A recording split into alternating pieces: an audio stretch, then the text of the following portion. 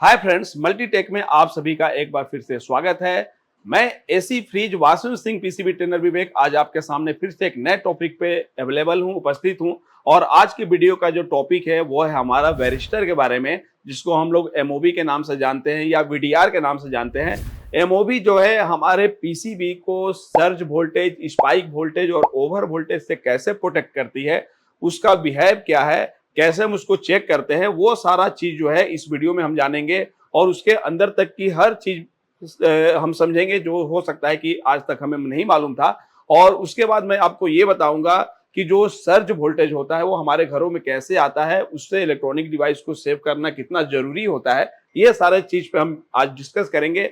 हमारा जो Multitech institute है वो Delhi Tilak Nagar metro gate number 3 के बिल्कुल करीब है, जहां पर बहुत सारे इलेक्ट्रॉनिक पीसीबी रिपेयरिंग सिखाई जाती है, जो बेसिक से एडवांस सिखाई जाती है। जिसमें हमारा एसी पीसीबी का भी जो है वो बेसिक से एडवांस सिखाया जाता है, जिसमें मैकेनिकल से लेके आपका जो चिप लेवल रिपेयरिंग है वो बताया जाता है। अब हमारा वीआरबी वीआरएफ का भी रिपेयरिंग स्टार्ट हो गया है। अगर आप इंटरेस्टेड है तो स्क्रीन पर दिए हुए नंबर पे कॉल कर सकते हैं, विजिट करके डेमो क्लास ले सकते हैं और ज्वाइनिंग करके अच्छा से टेक्नीशियन और एक बढ़िया इंजीनियर बन के रिपेयरिंग करके अच्छा पैसा कमा सकते हैं। अगर आप किसी कारणवश मल्टीटेक इंस्टीट्यूट ज्वाइन नहीं कर पा रहे हैं और घर बैठे आपको अगर कोई कोर्स करना है तो आप हमारा प्ले स्टोर पे जाइए और मल्टीटेक इंस्टीट्यूट एप्लीकेशन डाउनलोड करिए और वहां से आपको जो कोर्स करना है वो कोर्स परचेज करके घर बैठे बिल्कुल यहाँ आकर जैसे लोग सीखते हैं वैसे सीख सकते हैं। तो चलिए वीडियो को अब लंबा नहीं करते हैं, आते हैं सीधे टॉपिक पे।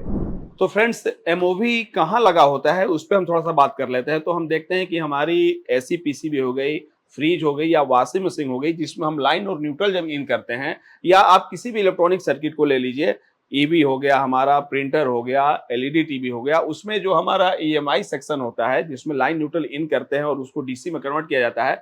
तो लाइन न्यूट्रल इन करने के बाद सबसे पहला कंपोनेंट हमें एक फ्यूज मिलता है और फ्यूज के बाद ही हम देखते हैं कि हमें ज्यादातर एमओवी देखने के लिए मिल सकता है। या ये एमओवी और कहाँ देखने के लिए मिल सकता है, तो फ्यूज के बाद और जो ब्रिज रेक्टिफायर डायोड है इसके पहले हमारा एसी रहता है, तो इसके पहले फ्यूज के बाद और इसके पहले बीच में ये कहीं भी देखने के लिए मिल सकता है। अब ये पैरेलल में लगा रहता है। ये काम क्या करता है, होता क्या है, पहले उस पर हम बात करते हैं। तो इसको हम लोग अलग अलग नाम से जानते हैं, जैसे कहीं एमओवी भी कहते हैं, वेरिस्टर भी कहते हैं, वीडीआर भी कहते हैं, एमओवी भी कहते हैं। और ये पीसीबी में जहां लगता है वहां पर जो डिनोटिंग लेटर यूज होता है वो डिनोटिंग लेटर आपको ज्यादातर देखने के लिए मिलेगा। एमओवी तो लिखा ही रहेगा, नहीं तो उसके जगह पे अगर कोई डिनोटिंग लेटर दिखेगा तो Z, Z R, Z N R या आरवी लिखा हुआ दिखेगा। तो ये डिनोटिंग लेटर किसी भी कंपोनेंट के पास अगर दिखता है तो आप मान के चलिएगा कि वो एमओवी के लिए यूज होता है। वरिस्टर किसे कहते हैं, तो रजिस्टर जो है उसके बहुत सारे टाइप्स होते हैं। जैसे रजिस्टर में फिक्स रजिस्टर होते हैं, कुछ थर्मिस्टर होते हैं जिनका रेजिस्टेंस टेम्परेचर के अकॉर्डिंग चेंज होता है, कुछ एलडीआर होता है रजिस्टर जो लाइट के अनुसार उनका रेजिस्टेंस चेंज होता है। उसी तरह एक रजिस्टर का ऐसा भी टाइप्स है जिसका रेजिस्टेंस जो होता है वो वोल्टेज पे डिपेंड करता है। अगर उसके दोनों टर्मिनल के अनुसार उसके बनावट के अकॉर्डिंग अगर वोल्टेज आता है तो अपना रेजिस्टेंस जो है वो चेंज कर लेता है। तो वेरिस्टर का मतलब होता है ऐसा रजिस्टर जिसका रेजिस्टेंस जो है वेरी होता है, लेकिन किसके हिसाब से, वोल्टेज के हिसाब से। इसलिए इसको हम वीडीआर भी कहते हैं। वीडीआर का मतलब होता है वोल्टेज डिपेंडेंट रजिस्टर। ऐसा रजिस्टर जिसका रेजिस्टेंस वोल्टेज पे डिपेंड करता है कि वोल्टेज कितना आ रहा है, उसके अनुसार वो रेजिस्टेंस जो है अपना कम ज्यादा अचानक से कर लेता है। एमओवी इसलिए कहते हैं क्योंकि अलग अलग मेटल से बना रहता है। जैसे मेटल ऑक्साइड से जो रजिस्टर बना रहता है उसको एमओवी कहते हैं। और कहीं कहीं इसको टीबीआर भी देखने के लिए मिलेगा। तो टीबीआर का कोई फुल फॉर्म ऐसे होता नहीं है, लेकिन ट्रांजिट वोल्टेज रजिस्टर ऐसे करके एक बना दिया जाता है उसको समझने के लिए। तो एमओवी के सिंबल को हम समझा दें कि एमओवी का जो सर्किट सिंबल होता है वो कैसा होता है। तो एमओवी रजिस्टर के फैमिली का टाइप्स है। तो इसके सिंबल में भी रजिस्टर ही की तरह सिंबल यूज किया जाता है, ऐसे जिगजैग की तरह, और एक लाइन ऐसे करके ऐसे कर दिया जाता है। तो एमओवी के लिए ये भी सिंबल आपको देखने के लिए मिलेगा, या एमओवी के लिए आपको ये वाला सिंबल भी सर्किट में देखने के लिए मिल सकता है, क्योंकि रजिस्टर का कहीं कहीं सिंबल ऐसा भी यूज होता है। या एमओवी के लिए आपको एक ऐसा भी सिंबल देखने के लिए मिल सकता है जो आपको लगेगा कि उल्टा जेड की तरह बनाया गया है, ऐसे। तो एमओवी के लिए आपको ये 2 से 3 टाइप के सिंबल जो है देखने के लिए मिल सकते हैं। अब एमओवी हमें देखने में कैसा मिलता है, तो एमओवी जो होता है वो देखने में हमें इस टाइप का मिलता है। कहीं कहीं इसको बॉक्स से ढक दिया जाता है ताकि ये जब शॉर्ट होता है तो चिंगारी निकलती है तो सर्किट जले ना। या कहीं कहीं देखेंगे कि रबड़ का जो जैकेट है वो लगा दिया जाता है, ताकि ये जब खराब होता है तो सर्किट में ज्यादा नुकसान ना हो, उसके लिए आपको लगा हुआ मिलेगा। और इसकी वैल्यू जो होती है वो वोल्टेज के हिसाब से सेट की जाती है। इसकी वैल्यू कैसे वोल्टेज के हिसाब से सेट की जाती है, थोड़ा सा वो भी मैं आपको बता दे रहा हूँ, तब जाके इसके वर्किंग पे आएंगे। तो वीडियो के लास्ट तक बने रहिएगा, क्योंकि आपको कुछ इसमें भी जरूरी चीजें मिलने वाली हैं। वीडियो को लास्ट तक देखिए। तो पहले हम इसके वोल्टेज की बात कर ले कि ये किस वोल्टेज पे अपना रेजिस्टेंस चेंज करेगा। तो इस पे कोड लिखा रहता है। जैसे हम बात करें इस एमओवी की, तो इस पे जो लिखा हुआ है वो लिखा हुआ है आपका 14D561K। इसको समझते हैं। तो यहाँ पर डी इसका मतलब होता है डिस्क, मतलब ये जो एमओवी है वो डिस्क शेप में है।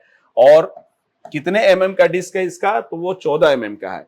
जितना अधिक एमएम मिलेगा, इसका मतलब वो एमओवी उतना एनर्जी की है, उतना वाट बर्दाश्त करने की उसके अंदर क्षमता है। तो हमारे फील्ड में ज्यादातर 14D या 20D ऐसे, या 10D का भी देखने के लिए मिल सकता है। तो 14D लिखा है, मतलब कि 14 एमएम का जो डिस्क का व्यास है वो है। और अब आ जाते हैं इसकी वैल्यू की कि ये कितना वोल्टेज पे इसका रेजिस्टेंस चेंज होगा। तो यहाँ पर एक कोड के रूप में लिखा गया है, जैसे लिखा गया है 561। तो इसमें क्या होता है कि इस कोड को डिकोड करने के लिए, वोल्टेज निकालने के लिए हमें शुरू के जो 2 डिजिट है उसको सेम लिखने होते हैं, और इसको हमें क्या करना होता है, मल्टीप्लाई कर देना होता है। अगर 1 है तो इसके आगे हमें क्या करना है, 10 से मल्टीप्लाई करना है। अगर यहाँ पे 2 रहता तो 100 से, 3 रहता तो 1000 से मल्टीप्लाई करना होगा। तो अगर यहाँ पे 1 है तो हमें 10 से मल्टीप्लाई करना है, और अब जो वैल्यू आएगा वो हमारा वोल्टेज रहेगा। मतलब कि अगर 561 लिखा हुआ है तो ये जो एमओवी है वो 560 वोल्ट की है। मतलब कि 560 वोल्ट पे ये क्या होगी, एक्टिव होगी। उससे पहले कम वोल्टेज पे एक्टिव नहीं होगी। कैसे एक्टिव होगी वो आगे बात करेंगे। उसी तरह कुछ एमओवी पे बात करें तो यहाँ पर लिखा हुआ है 14D471। तो 14D का मतलब आप समझ गए हैं कि 14 एमएम का व्यास होगा उसका। और यहाँ पर जो है 471, उसको हम फिर से एक बार दिखा दे रहे हैं। तो लिखा है 471। इसका मतलब कि आपको 2 डिजिट को सेम लिखना है और मल्टीप्लाई किससे करना है, 10 से। तो ये हो गया आपका 470 वोल्ट की। मतलब ये एमओवी जो है वो कितने की है, 470 वोल्ट की। उसी तरह एक यहाँ पर टीवीआर लिखा हुआ है, जिसपे कोड हम देख रहे हैं 10471 लिखा है। तो 10 का मतलब हो गया कि ये 10D का है, और 471 का मतलब कि ये 470 वोल्ट का है। तो इस तरीके से अलग अलग कोड रहेंगे, अलग अलग रेटिंग रहता है, जिससे हम वोल्टेज कितना है, उसका कितने वोल्टेज वो वेरी होगी, वो हम पता लगा सकते हैं एमओवी को देख के। तो उम्मीद करता हूं कितना समझ गए होंगे। अब हम आगे समझा रहे हैं कि इसको सर्किट में पैरेलल के रूप में क्यों लगाया जाता है। थोड़ा सा हम टेस्टिंग की बात कर रहे हैं। जब भी एमओवी को हम टेस्ट करते हैं तो अगर हम रेजिस्टेंस पे भी रख के इसको चेक करें तो हमें कोई वैल्यू मल्टीमीटर नहीं दिखाता है, और बीप रेंज पे जब हम चेक करें तो हमें कोई बीप आना नहीं चाहिए। मतलब कि ये ओपन बिहेव करता है, जबकि ऐसा होता नहीं है। एमओवी में रेजिस्टेंस होता है। एमओवी में रेजिस्टेंस जो होता है लगभग वो मेगा ओम में होता है। मेगा ओम का मान के चलिए कि 100 मेगा ओम से ज्यादा का रेजिस्टेंस होता है, जो गीगा ओम में भी जा सकता है। मतलब एमओवी जो है उसमें इतना हाई रेजिस्टेंस होता है कि हमारा मल्टीमीटर के पास उतनी कैपेसिटी नहीं होती है कि उस मेगा ओम या गीगा ओम के रेजिस्टेंस को शो कर दे। इसलिए हम जब ओम रेंज पे चेक करते हैं तो ये हमें ओपन शो होता है, और जब बीप रेंज पे चेक करते हैं तो 50 ओम से कम जो होता है वो बीप करता है, अधिक होने की वजह से बीप भी हमारा नहीं करता है। इसका मतलब कि ये एमओवी जब हाई रेजिस्टेंस का शुरू में होता है, और इसको हम देख रहे हैं कि यहाँ पैरेलल में लगाया गया है। ये एमओवी जो है, अगर हम बात करें लाइन और न्यूट्रल की, तो हम देख रहे हैं कि ये एमओवी सर्किट में कैसे लगाया गया है, यहाँ पर पैरेलल में लगाया है यहाँ पर। अब ये एमओवी पैरेलल में लगाया गया है तो हाई रेजिस्टेंस होने के कारण ही जब 220 वोल्ट नॉर्मल जाएगा तो जो करंट का फ्लो होगा वो ये रजिस्टर इस साइड न्यूट्रल की तरफ पास नहीं कर पाता है। तो जो करंट होगा वो सीधे ही जाएगा और ऐसे न्यूट्रल से फ्लो करेगा इसमें। इसका मतलब कि हाई रेजिस्टेंस होने की वजह से ये लाइन न्यूट्रल को शॉर्ट होने नहीं देता है, या लोड भी यहाँ पर काम करंट पास करने का रास्ता नहीं देता है, क्योंकि इसका रेजिस्टेंस क्या होता है, ज्यादा होता है। लेकिन मान लीजिए हमने जैसे ही देखा कि इस पर लिखा है 471 मतलब 470 वोल्ट। इसका मतलब कि अगर अचानक से 220 से 470 वोल्ट होगा, वो भी नैनो सेकेंड के लिए होगा या माइक्रो सेकेंड के लिए, अगर 470 का स्पाइक आया तो उस समय ये क्या करेगा कि 470 के अनुसार इसका डिजाइन किया गया है, ये मेगा ओम से अपना रेजिस्टेंस जो है तुरंत कम करेगा। अगर नैनो सेकेंड के लिए या माइक्रो सेकेंड के लिए स्पाइक आया है, अधिक वोल्टेज का स्पाइक आ गया, तो वो उतना सेकेंड के लिए अपना रेजिस्टेंस जो है मेगा ओम या गीगा ओम से घटा के एक एलवीआर की तरह करेगा, और उस समय जो एक्स्ट्रा करंट होगा वो न्यूट्रल में डाल देगा, तो हमारे सर्किट में जो नॉर्मल करंट है वो आगे फ्लो होगा, और जो स्पाइक की वजह से एक्स्ट्रा करंट आता है उसको क्या करता है, न्यूट्रल में डाल के खत्म कर देता है। अगर वो स्पाइक नैनो सेकेंड के लिए आया है तो नैनो सेकेंड के लिए रेजिस्टेंस कम करके फिर अपना रेजिस्टेंस जो है मेगा ओम में कर लेता है। मतलब ये तुरंत खराब नहीं होता है। खराब कब होता है, जब हैवी वोल्ट का स्पाइक या सर्ज आ जाता है जो कुछ ज्यादा देर के लिए आ जाता है, उस समय में ये शॉर्ट करके और पीसीबी में करंट का फ्लो यहीं से करा देता है, जिससे आगे की सर्किट हमारी बच जाती है। अब बात करते हैं, क्योंकि हमें लगता है कि स्पाइक आते ही ये तुरंत शॉर्ट हो जाता है और फ्यूज ओपन कर देता है, ऐसा नहीं है। ये हमेशा स्पाइक से प्रोटेक्ट करता है। जब हैवी स्पाइक आ जाता है वो भी ज्यादा देर के लिए, तब जाके ये खुद को शॉर्ट करता है और सारा करंट यहीं से फ्लो हो जाता है, इसलिए इसको फ्यूज के बाद लगाया जाता है। लेकिन कैसे आता है, सर्ज कैसे आता है, पहले हम उस पर बात कर ले, फिर इसके अंदर तक के प्रोसेस को हम समझाएंगे कि एमओवी कैसे हमारे सर्किट को हर समय स्पाइक से और सर्ज वोल्टेज से प्रोटेक्ट करता है। लेकिन एमओवी को वर्किंग को समझने के लिए हमें सर्ज वोल्टेज क्या होता है यह समझना पड़ेगा। तो सर्ज वोल्टेज की बात करें तो एक लाइन में अगर समझना है तो सर्ज वोल्टेज वो वोल्टेज होता है जो माइक्रो सेकेंड के लिए हमारे सर्किट में एक हाई वोल्टेज ग्रुप में आ जाता है। हाई वोल्टेज का मतलब कि 800 वोल्ट से अधिक, 1000 वोल्ट का भी हो सकता है, 2000 वोल्ट तक का भी हो सकता है। तो जो सर्ज वोल्टेज आता है वो अचानक से एक ऐसा वेरिएशन होता है हमारे सर्किट में जो 800 वोल्ट से लेके 2000 वोल्ट तक का हो सकता है, लेकिन बहुत कम समय के लिए। लेकिन ये हमारे सर्किट में आता कब है, कैसे आता है, उसको पहले हम समझाते हैं, तब जाके एमओवी के बारे में समझना जो है वो आसान रहता है। तो चलिए आइए एक हम आपको ग्राफ के थ्रू समझाते हैं कि हमारे घरों के सर्किट में जो सर्ज वोल्टेज है वो कहां से कब कब आ सकता है और एमओवी उसको कैसे प्रोटेक्ट करता है। तो फ्रेंड्स, सर्ज वोल्टेज हमारे घरों में कैसे आता है, उसके दो रीजन होते हैं। एक तो एक्सटर्नल सोर्स से आता है और एक इंटरनल सोर्स से।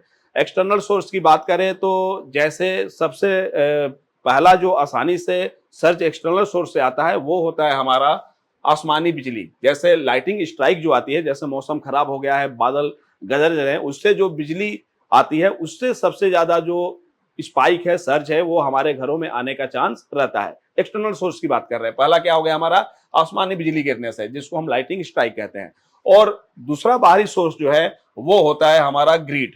जैसे ग्रिड से जहां बिजली बन रही है वहां पर कभी कभी फेज को चेंज करना होता है, या वहां पर जैसे ट्रांसफार्मर है, कहीं ट्रांसफार्मर पे जो हाई लाइन की वायर आ रहा है उस पर कहीं पेड़ गिर गया, ये सब हो गया, तो उसकी वजह से भी हमारे घरों के सर्किट में बाहरी सोर्स की वजह से अचानक से हाई वोल्टेज इन करता है, जिसको हम क्या बोलते हैं, एक्सटर्नल सोर्स का सोर्स बोलते हैं, सर्ज बोलते हैं। तो सर्ज वोल्टेज एक्सटर्नल सोर्स में कहां से आ सकता है, तो सबसे आसान तरीका जो सर्ज आने का है वो है हमारा आसमानी बिजली।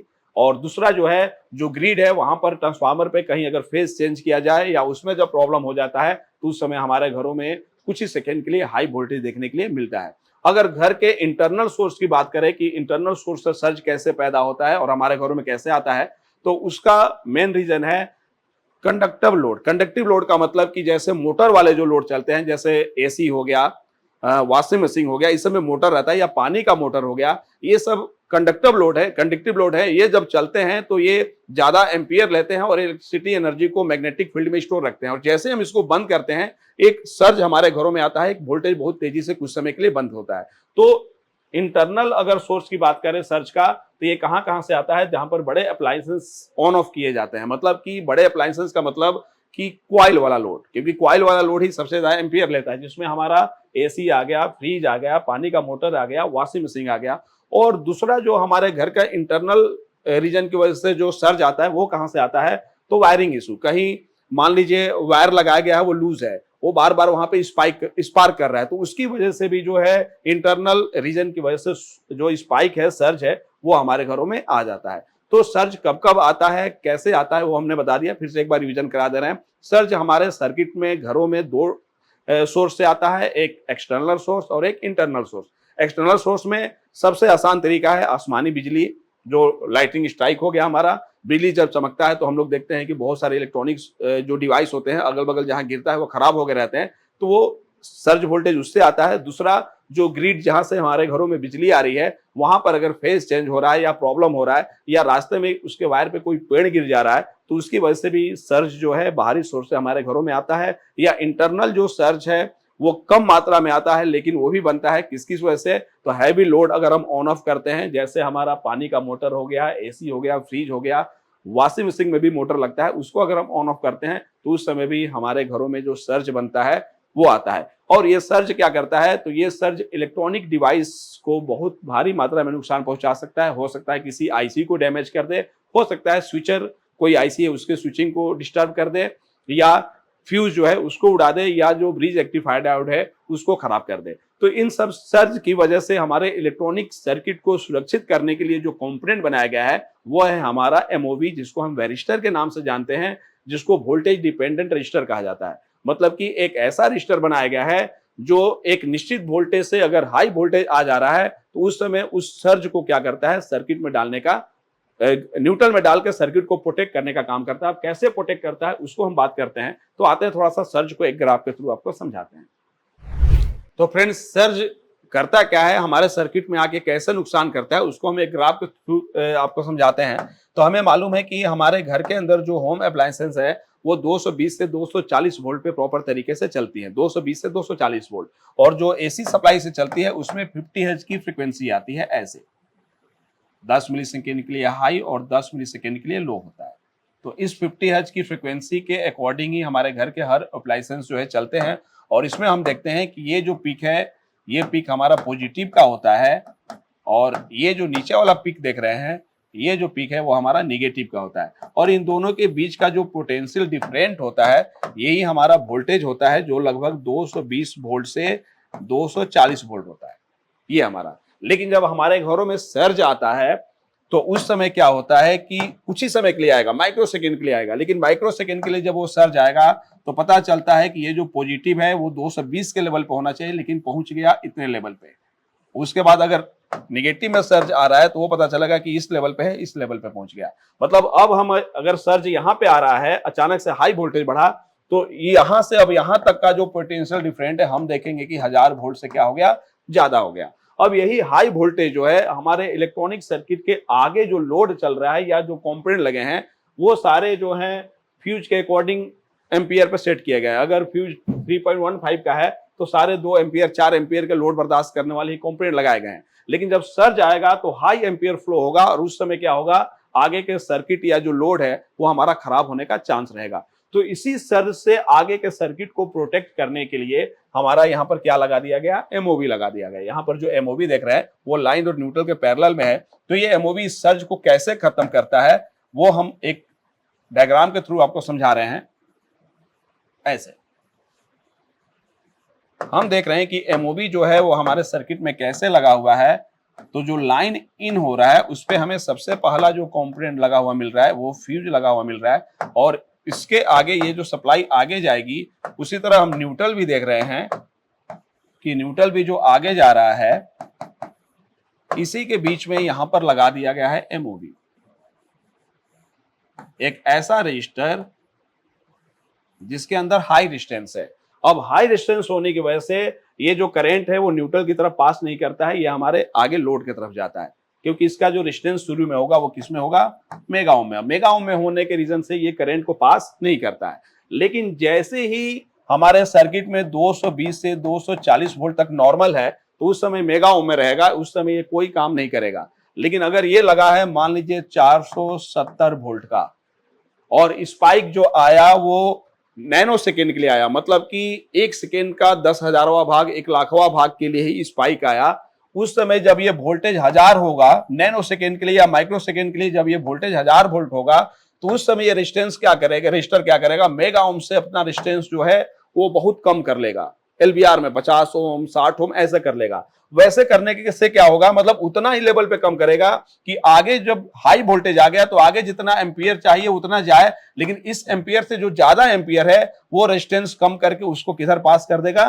न्यूट्रल में पास कर देगा। मतलब कि हाई वोल्टेज आने से जो एम्पियर बढ़ेगा, करंट बढ़ेगा, उसमें हमारे सर्किट को जो नॉर्मल करंट चाहिए वो तो आगे पास करेगा और एक्स्ट्रा को रेजिस्टेंस कम करके किस में डाल देता है, न्यूट्रल में डाल देता है। तो इस तरीके से जब जब स्पाइक आएगा तब तब ये अपना रेजिस्टेंस कम करेगा और उसको न्यूट्रल में डालेगा, उसके बाद फिर नॉर्मल कंडीशन में आ जाएगा। स्पाइक खत्म होते ही ये अपना रेजिस्टेंस मेगा ओम में कर लेगा और नॉर्मल कंडीशन में आ जाएगा। इसका मतलब कि जो एमओवी है वो हर समय काम करता है, हर स्पाइक को कंट्रोल करता है। खराब कब होता है, जब स्पाइक हैवी वोल्ट में आ जाए और कुछ देर के लिए आ जाए। मान लीजिए 1 सेकेंड के लिए आ गया, अब 1 सेकेंड के लिए आ गया तो रेजिस्टेंस ग्राउंड में डालते डालते ये क्या हो जाता है, हिट होकर शॉर्ट हो जाता है और मतलब 0 ओम का रेजिस्टेंस होगा और अपने आप को जैसे ही शॉर्ट करता है उस समय फ्यूज हमारा ओपन हो जाता है और जो हाई एम्पियर है वो यहीं से फ्लो हो जाता है, आगे नहीं जाता है। तो इस तरीके से जो एमओवी है वो हमारे सर्किट को आगे जो कंपोनेंट लगे हैं या लोड लगा है उसको स्पाइक से, सर्ज से, हाई वोल्टेज से क्या कर देता है, प्रोटेक्ट कर देता है। मतलब हमेशा करता है। खराब तभी होता है जब जो सर्ज है ज्यादा समय के लिए आ गया और हाई वोल्टेज के लिए आ गया, उस समय ये क्या होता है, खराब हो जाता है।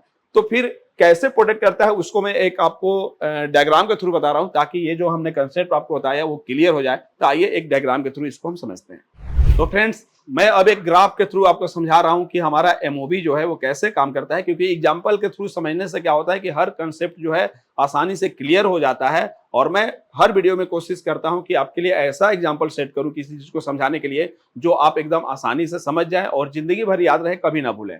अगर मेरा कंसेप्ट आपको अच्छा लगता है तो हर वीडियो पे लाइक तो जरूर करिए और कमेंट भी करिए, क्योंकि आपके कमेंट को मैं रोज पढ़ता हूं और उसी से मुझे एक एनर्जी मिलती है और मैं कोशिश करता हूं कि आपके लिए ऐसे ही नए नए टॉपिक पे, ऐसा टॉपिक जिसके बारे में आपको मालूम है लेकिन अंदर तक नहीं मालूम है, तो वो सारा टॉपिक जो मैं आपके सामने लाता रहूं। तो वीडियो को लास्ट तक देखिए, लाइक करना नहीं भूलिए और कमेंट हो सके तो जरूर करिए, क्योंकि आपका कमेंट पढ़ के ही मैं कोशिश करता हूं कि आपके लिए हर हफ्ते कम से कम एक वीडियो जो है हम अपने चैनल पे जरूर लाएं। तो चलिए अब हम ग्राफ के थ्रू समझाते हैं कि एमओबी कैसे काम करता है।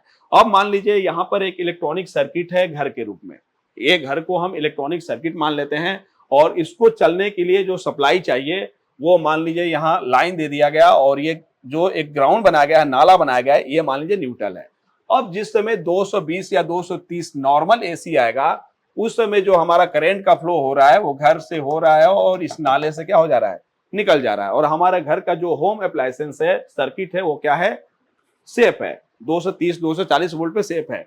लेकिन अचानक से मौसम खराब हुआ और वहां पर बिजली गिरी और सर्ज जो है ये हमारे घरों में पोल के थ्रू आ रहा है। तो अचानक से हाई वोल्टेज जब आएगा तो उस समय क्या होगा कि ये हाई वोल्टेज हमारे घरों से होकर अर्थिंग से बाहर निकल जाएगा और उस समय क्या होगा कि हमारे घर का जो होम अप्लायंसेस है, हमारी जो सर्किट है घर रूप की, वो क्या हो जाएगी, खराब हो जाएगी। तो जब हाई वोल्टेज का सर्ज आया उस समय हमें अपने घर को क्या करना है, सेव करना है, बचाना है। तो उसी के लिए यूज किया जाता है एमओबी। एमओबी क्या करता है कि जब तक नॉर्मल वोल्टेज रहता है उस समय हमारी जो सप्लाई है वो सर्किट के अंदर से फ्लो होती है। लेकिन अगर ये सप्लाई जो है अचानक से हाई वोल्टेज आ जाए, स्पाइक के रूप में आ जाए, तो ये घर के अंदर से उस एक्स्ट्रा करंट को, हाई करंट को फ्लो नहीं होने देता है, बल्कि बाहर से एक रास्ता बना के उसको क्या करता है, ड्रेन कर देता है, नाले में डाल देता है। वो कैसे? तो यहां पर हमने बताया ग्राफ के थ्रू कि अगर कोई प्रोटेक्शन नहीं लगाया जाएगा तो हाई वोल्टेज जो है हमारे घर के अंदर से जाएगा और घर के अंदर जो सर्किट है, कंपोनेंट है, वो क्या हो जाएंगे, खराब हो जाएंगे। लेकिन एमओबी क्या करेगा कि जैसे ही स्पाइक आएगा ये अपना रेजिस्टेंस लो कर देगा और यहां पर जैसे बनाया गया है कि एक बाहर से रास्ता दे रहा है, तो हाई वोल्टेज आते ही ये घर के अंदर से उसको फ्लो नहीं होने देगा, बल्कि जो एक्स्ट्रा बाहर रास्ता बनाएगा उससे वो नाले में क्या कर देगा, डाल देगा। इसकी वजह से क्या होगा कि हमारे घर के अंदर का जो होम अप्लायंसेस है या सर्किट के अंदर जो कंपोनेंट लगा है वो हमारा क्या हो जाएगा, प्रोटेक्ट हो जाएगा। तो उम्मीद करता हूं कि इस डायग्राम के थ्रू, इस ग्राफिकल के थ्रू आपके समझ में आ गया होगा कि एमओबी जो है वो सर्किट को कैसे प्रोटेक्ट करता है। अगर यहाँ पर भी हम देख रहे हैं तो यहाँ पर भी दिखाया गया है कि अगर एसी सप्लाई नॉर्मल है तो आगे का जो लोड है वो एमओबी क्या करके रखा है, प्रोटेक्ट करके रखा है। लेकिन जैसे ही सर्ज आया, हाई वोल्टेज आया, ये आगे नहीं जाने देगा, अपना रेजिस्टेंस कम करके और सर्ज का जो करंट है उसको न्यूट्रल में डाल के क्या कर देगा, समाप्त कर देगा। और अगर सर्ज कम समय के लिए है तो फिर ये नॉर्मल कंडीशन में आके काम कर देगा और आगे के जो लोड है, आगे का जो हमारा सर्किट है वो क्या हो जाएगा, सेफ हो जाएगा। लेकिन कुछ लोग ये कहते हैं कि अगर अचानक से हाई वोल्टेज आ गया तो शॉर्ट तो करेगा ही, लेकिन वो तो आगे भी जाएगा, तो आगे जाके तो हाई वोल्टेज जो है सर्किट को नुकसान कर देगा। लेकिन ऐसा नहीं होगा। हाई वोल्टेज आते ही इधर पास होने का रास्ता दे देता है, आगे जो करंट है वो फ्लो उतना ही होगा जितना नॉर्मल चाहिए। अगर ज्यादा हाई वोल्टेज आ गया तो अपने आप को शॉर्ट करके सारा करंट यही से फ्लो कर देता है, आगे नहीं जाने देता है। अब ऐसा कैसे पॉसिबल है कि सारा, जब ये अपने आप को शॉर्ट कर ले तो सारा करंट यही पास हो जाएगा, न्यूट्रल से आगे नहीं जाएगा? तो उसका एग्जांपल हम एक पाइप के थ्रू दे रहे हैं। हम देखते हैं कि कोई ऐसा पाइप होता है जिसके एक तरफ हम पानी फ्लो कराते हैं और अगले सिरे पे गिरता है। मान लीजिए, उसको भी एग्जांपल के थ्रू हम आपको समझा दें। यहाँ पे मान लीजिए हमारे पास एक ऐसा पानी का पाइप है कि पानी का प्रेशर जो है, ध्यान दीजिएगा यहाँ पे, वो पाइप में इस तरफ से दिया जा रहा है और पाइप बिल्कुल ओके है तो वो पानी का प्रेशर हमारा कहाँ जा रहा है, आगे जा रहा है, जहां सर्किट में लोड लगे हैं वो लोड हमारा इस पानी के प्रेशर से मान लीजिए चल रहा है। लेकिन जब हाई प्रेशर आ जाता है तो एमओबी क्या करता है, इस पानी के प्रेशर को आगे न डाल के इस पाइप को फाड़ के ग्राउंड में डाल देता है ऐसे। अब इससे क्या होगा कि सारा पानी का प्रेशर जो है जब शॉर्ट हो जाएगा तो यहीं पे गिर जाएगा, अब आगे हमारा नहीं जाएगा। अब आगे जब नहीं जाएगा तो आगे का जो सर्किट है पानी का, यहाँ पर पानी का जो एग्जांपल हमने लिया है वो किससे लिया है, करंट से लिया है। करंट, पानी एग्जांपल क्या है, करंट लिया है। मतलब कि अगर यहीं पे शॉर्टिंग हो जाएगी ग्राउंड से तो हमारा जो करंट है वो यहीं पे फ्लो हो जाएगा, आगे नहीं जाएगा, क्योंकि पानी हो या करंट हो दोनों का रूल लगभग सेम चलता है। इसलिए करंट का एग्जांपल देने के लिए, समझाने के लिए पानी का यूज किया जाता है। तो पानी हो या करंट हो, जब भी फ्लो करता है छोटा से छोटा रास्ता चूज करता है। अगर उसको फ्लो होने के लिए छोटा रास्ता मिल जाए तो आगे नहीं जाएगा। तो उसी तरह जब एमओवी शॉर्ट कर देता है लाइन और न्यूट्रल को, तो हमारा जो करंट है वो वहीं से फ्लो हो जाएगा, आगे नहीं जाएगा, और आगे का सर्किट जो है हमारा क्या हो जाता है, प्रोटेक्ट हो जाता है। तो इस तरीके से जो एमओवी है वो हमारे घर के इलेक्ट्रॉनिक सर्किट को प्रोटेक्ट करता है। ये इतना इंपॉर्टेंट कंपोनेंट है कि अगर आप अपने घर के हर डिवाइस को प्रोटेक्ट करना चाहते हैं तो जो हमारे घरों में सॉकेट लगता है, आप सॉकेट में जो लाइन न्यूट्रल का होल बना रहता है इंटरनल, उसके बीच में भी आप चाहें तो 470 वोल्ट का एमओवी जो है लगा सकते हैं, ताकि सर जाए तो वहीं पे शॉर्ट हो जाए, एमसीबी गिर जाए, हमारे डिवाइस के अंदर का भी जो एमओवी है वो भी क्या हो सकता है, बच सकता है। तो इस तरीके से एमओवी जो है वो हमारे सर्किट को स्पाइक से, सर्ज से प्रोटेक्ट करता है और बहुत ही इंपॉर्टेंट कंपोनेंट होता है। तो जब भी एमओवी अगर खराब हो जाए तो हमें पता कैसे चलेगा कि एमओवी खराब हो गया है। तो एमओवी जब भी खराब होता है ये मान के चलिए कि 95% उसका बॉडी जो है डैमेज हो जाता है। उसकी बॉडी आपको खट्टी पटी सी दिखेगी या बीप आना नहीं चाहिए। इस टाइप से आपको एक बॉडी उसका जो है दिखता है, जो हम आपको दिखाएंगे। तो फ्रेंड्स, हमने बताया कि एमओवी जब खराब होता है तो उसके बॉडी को देख के ही पता चल जाता है, क्योंकि उसका बॉडी जो है 95% अगर खराब होता है तो आपको डैमेज कंडीशन में मिलता है। देखेंगे कि जल कट ऐसे गया है और इसके साथ साथ फ्यूज जो है वो ओपन हो जाता है। तो जब भी आपको फ्यूज ओपन मिले सर्किट में, आपको एक बार एमओवी को क्या करना है, जरूर चेक करना है। और एमओवी अगर खराब हो गई है तो बहुत लोग क्या करते हैं, इसको लगाते नहीं है, लेकिन आपको इसको लगाना बहुत ही जरूरी है, क्योंकि इसको लगाएंगे तो सर्किट जो है वो बहुत लंबे समय के लिए सर्ज से, स्पाइक वोल्टेज से और ओवर वोल्टेज से प्रोटेक्टेड रहेगी। तो एमओवी जब भी खराब हो आप इसको जरूर सर्किट में लगाइए। आसानी से ये हर जगह, हर दुकान पे, हर जगह मिल जाता है। तो वीडियो कैसा लगा कमेंट में जरूर बताइएगा, लाइक करिए। और ऐसे ही टॉपिक में वीडियो जो मैं आपको हर हफ्ते दूंगा, लेकिन उसके लिए आपका प्यार मिलना बहुत ही जरूरी है और मिल भी रहा है। तो चलिए वीडियो को लाइक करिए, कमेंट करिए, और ऐसा ही टॉपिक में वीडियो जो मैं बहुत जल्द आपके लिए लाने वाला हूं। तब तक के लिए धन्यवाद।